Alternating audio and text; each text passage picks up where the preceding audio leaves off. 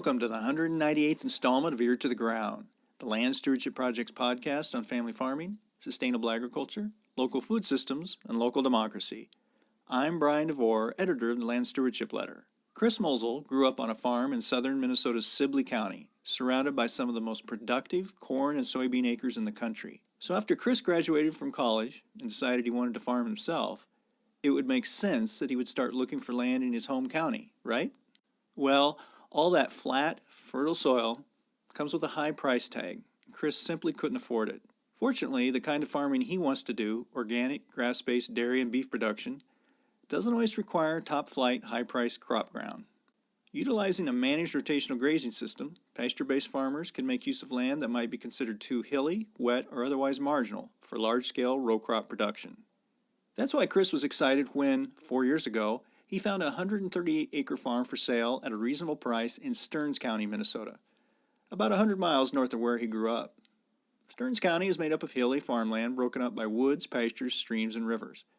Such rough terrain is not so good for raising thousands of acres of corn, but perfect for producing livestock on land utilizing forages.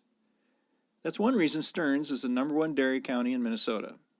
Since he bought the land, Chris, who's in his early 30s and who works off the farm, has been using his spare time to prepare it for organic dairy production. He has recently completed setting up rotational grazing pastures using fencing and watering systems partially funded by the USDA's Environmental Quality Incentives Program. He's already been raising a few cattle on his rotational pastures and selling them through the conventional beef market. Chris has also been transitioning crop acres to organic production and has started collecting the equipment needed for milking. His father, Darrell Mosel, is beginning to wind down his own dairy farming career back in Sibley County, and Chris is hoping to be able to utilize some of his family's milking equipment eventually. Chris is also considering whether to build up his own organic milking herd or whether to buy a certified organic herd outright. Both strategies come with pluses and minuses. As a young farmer juggles all the logistics of becoming a full-time livestock producer, he's contemplating when to actually pull the trigger. Should it be sooner or later?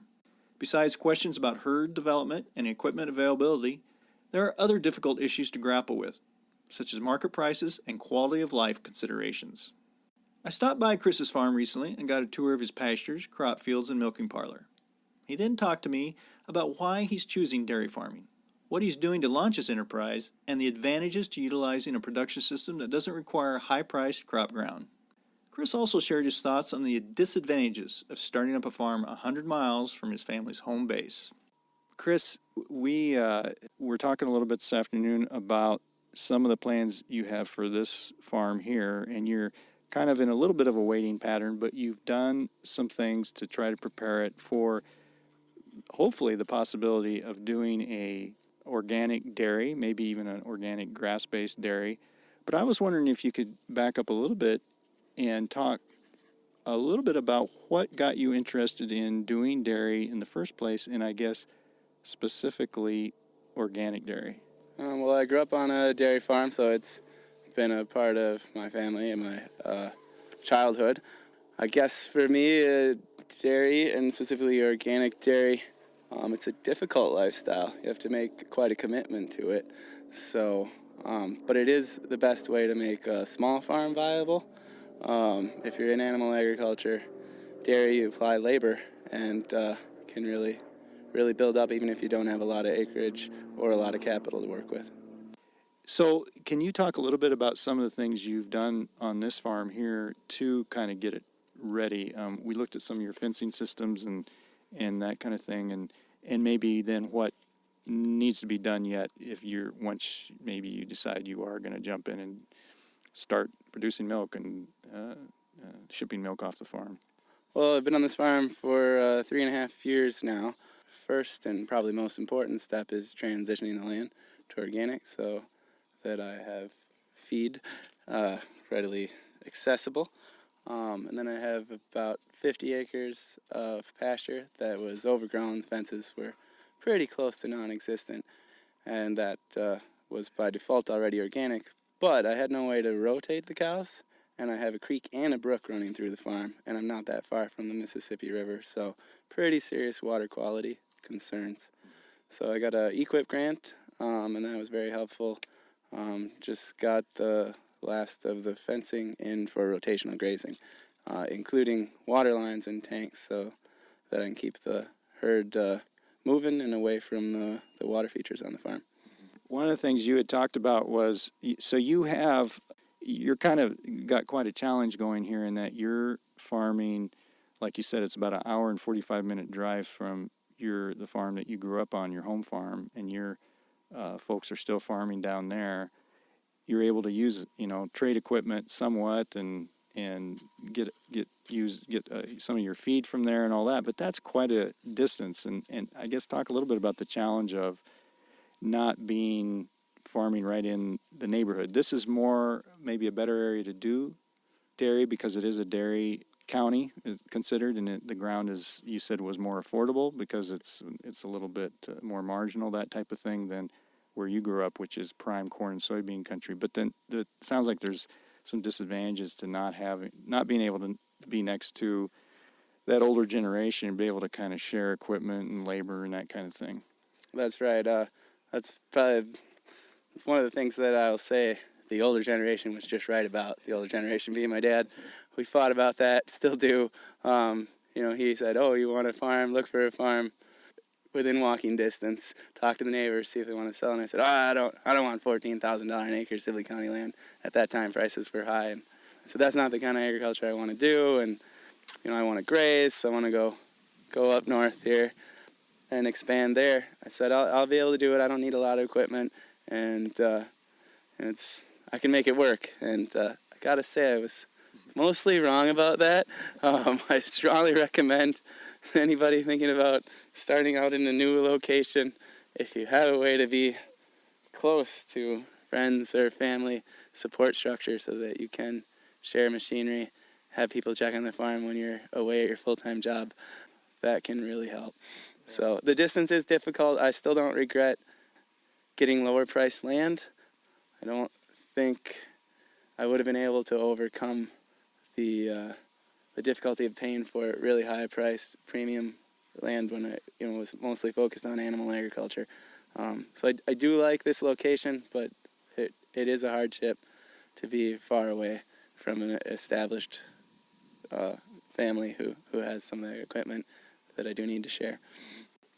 What are so sitting here right now, if you were to, you're working part-time off the farm and kind of doing the commuting farming type of thing, but if you were to decide in the next few months that you were going to start milking, go into it and all that, what's kind of remaining as far as getting set up here on the operation? You've got some heifers here, but it sounds like part of it is you'd have to get that herd going and that kind of thing. I would need quite a few more cattle. I have a little bit more work to do in the barn. Crucial pieces in the barn cleaner and pipeline. Most of the rest is ready to go, but gotta have those. And yeah, getting more cattle would be difficult. I mean, prices are down, but putting that capital together would be a struggle. So I'd have to know that we're going to have a pretty stable price right out of the gate and that it was going to last for quite a few years into the future. Otherwise, I just wouldn't be able to do it. Can you talk about, I thought this is a very important piece, how important it is in a way for a beginning farmer to have access to what some people would consider marginal land. Because you had mentioned that you actually were in a somewhat fortunate situation when you went to buy this farm or to bid on it. And I was a little bit surprised to hear that because it looks like the ideal dairy farm, but it's not the ideal farm in today's economy where people want to farm much bigger, flatter acres, that kind of thing. Talk a little bit about how there was a little bit of an advantage there in that you didn't have to compete with a bunch of bidders, which you probably would have lost out because you wouldn't have been able to get the financing in order or whatever in time. They would have just bought you out or, outbid you right there. But that kind of this being a marginal farm and maybe not the ideal farm is kind of a benefit to a beginning farmer like you. Yeah, absolutely. And that's why I, ended up 100 miles away from my family's home base. I think anybody who's serious about grazing, they have quite an advantage in that they can go for erodible land, can have land that's wooded. that you're not going to be competing with somebody who's just interested in big fields, corn and soybeans. You can go for a farm that's smaller fields and maybe has some rocks in it and stuff you can kind of work with. I guess I'm not saying you don't need high quality land in the mix as part of your grazing plan. You got to have somewhere for the cattle to go when it's wet or dry, so that has to be part of the mix. But you can get a farm with some more varied features, and I've found that there's not most farmers in today's commodity agriculture just aren't looking for that. Yeah, can you just give me a rundown of what kind of some of the disadvantages to this farm to someone who maybe is looking for that more ideal farming situation? Disadvantages to them, but their advantage turned out to be advantages to you. Kind of that list of what kind of is going on here. Yeah, well, I like this farm. It's pretty, but it's difficult to farm. There's a creek and a brook, and I drive around the brook to get to some of the fields. The fields are all small, so there's extra transaction time in pulling into the field, out of the field, hooking and unhooking, pulling the equipment up. And the soil type varies quite a bit, so I can't just plant it all at once. I'm in a valley, so the kind of the sides of the farm are very steep, so I have to have contour strips. So I have to have a variety of crops. So interested in organic agriculture with most of the farm transitioning now, that's fine for me. I need to have rotation. I need to have alfalfa as part of the mix. I want to have pasture. But for most farmers, controlling erosion, dealing with wetter fields, farming around waterways, that's all creates inefficiency, and you got to be in a position to make up for that inefficiency with either price premiums or more of your labor. And something I'm willing to do, and I would recommend considering that farm that's just slightly off if you are in the market for land and you're a young farmer without a lot of capital. Now, I will say, so we aren't picking on this farm too much, I got to say, it's got a nice setup where your milking parlor, your barn, is fairly close to where you're setting up your paddocks. Once you can figure out a way to get the cattle across the brook, I guess. But that it is, they're not going to have to walk a long ways and that kind of thing. It is kind of, because it's a smaller acreage, that helps. Yeah, it does. It's Stearns County, so it's dairy country. These farms were set up for dairy. I've got most of the buildings here that I would need already. Don't really need to add anything. I do really like the mix of pastures too. So high ground, low ground, some shaded, some open. But yeah, it's all it's all designed to graze all in all directions from the farm site. It's right in the middle. So. It's a patchwork quilt, I think is the way. Yeah, that's right. Do you have any? You'd mentioned a couple of things, but do you have any advice for somebody who is maybe looking to, pursue farming? It's very hard to generalize because everybody has a different situation, they have different advantages, disadvantages. But any kind of things that really pop out for you that, I wish I would have kind of known that when I was going into it, or something I've learned along the way? I think mostly it comes down to managing finances.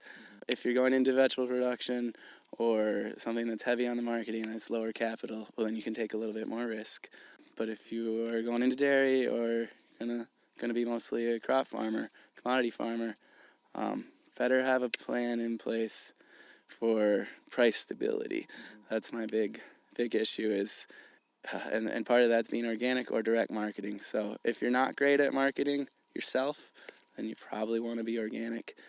There's a lot of reasons to be organic besides the financial side of it, but that's definitely, I think, when you're young, you rush into it, you think I'll work harder. That's certainly what I thought, on the distance, on some of the shortfalls with the farm. I thought, I'll just work around it, I can work harder. And as you age a little bit, even if you're very young, you'll burn out. Yeah. And so make sure you got a good financial plan in place, and that if marketing's going to be a part of that, make sure you've got somebody on your team that loves marketing, that loves getting out there, working on the web page, hitting the road and talking to people.